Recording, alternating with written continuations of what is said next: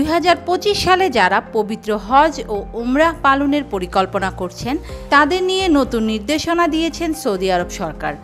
এতে তারা কিছু শ্রেণীভুক্ত মানুষকে হজে না যাওয়ার অনুরোধ করেছে বলে জানিয়েছে মধ্যপ্রাচ্য ভিত্তিক সংবাদ মাধ্যম খালিজ টাইমস।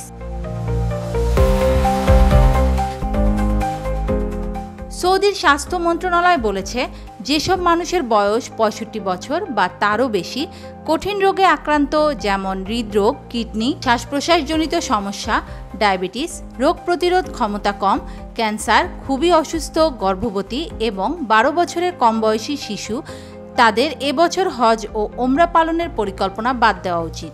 কেননা হজ পালনে প্রায় 25 কিলোমিটার পথ হাঁটতে হবে, তাই তাদের সেই ধরনের শারীরিক সক্ষমতা থাকতে হবে।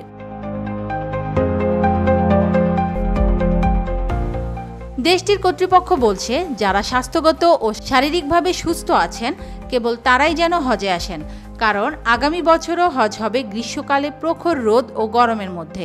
চলতি বছর হজ করতে গিয়ে প্রায় 1300 মুসল্লির মৃত্যু হয়েছে, যাদের বেশিরভাগই মারা গেছেন অতিরিক্ত গরমের মধ্যে হেঁটে।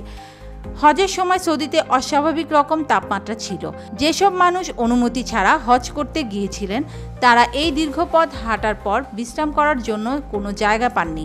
এছাড়া পর্যাপ্ত পানিও পাননি অনেক হজযাত্রী। এতে করে খোলা ময়দানে অসুস্থ হয়ে মারা গেছেন অনেকে।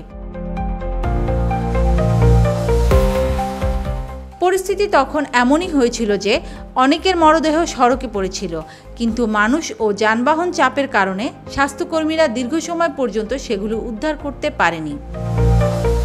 Desk news, media express.